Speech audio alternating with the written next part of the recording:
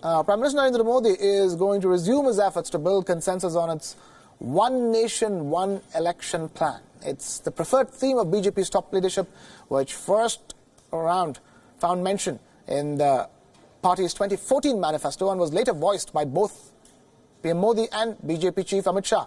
But much like NDA's last term, the idea has run into opposition even before the issue is put up for a formal discussion before political parties. So is the opposition attending? Well, to start with, the Trinamool Congress President and West Bengal Chief Minister Mamata Banerjee has already turned down the invitation. So have DMK leader from Tamil Nadu, MK Stalin, Telugu Desam Party Supremo from Andhra Pradesh, Chandrababu Naidu, and NCP chief from Maharashtra, Sharad Pawar, while the Congress party is yet to take a call. The left parties, however, will attend the Prime Minister's meeting and oppose the idea, arguing that it circumvents the accountability of the legislature and increases the scope for central intervention. Remember, at an all-party meeting on Sunday, PM Modi has said that he wanted a debate on One Nation, One Election, saying a lot of time, energy and money was spent on holding elections as each state goes to the polls at different times.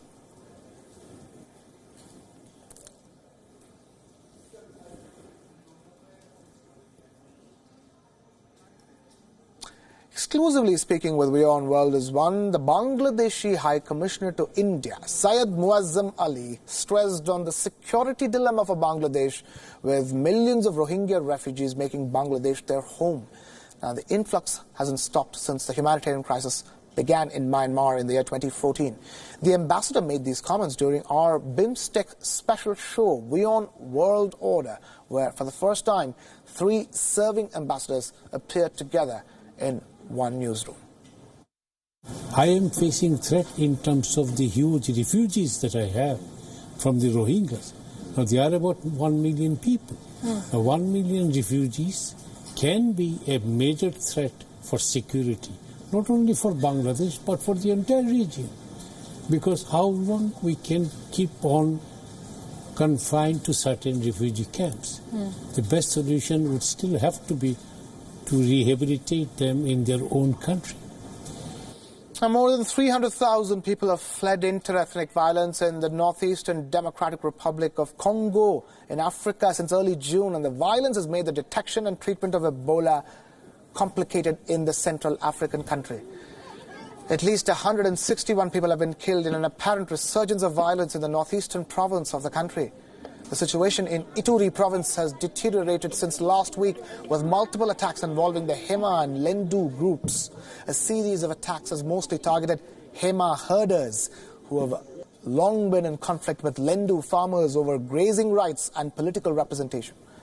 The UNHCR fears that the escalation could engulf large parts of the province amid reports of killings, kidnappings and sexual violence unleashed against civilians.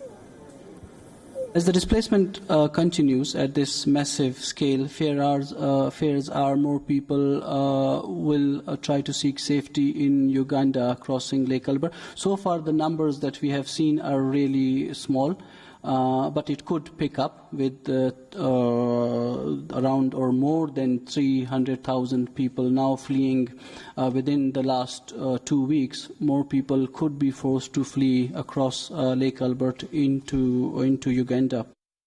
The government has been trying to get the clashes under control. More and more people are trying to flee the violence by trying to seek safety in neighboring Uganda, according to the United Nations Refugee Agency.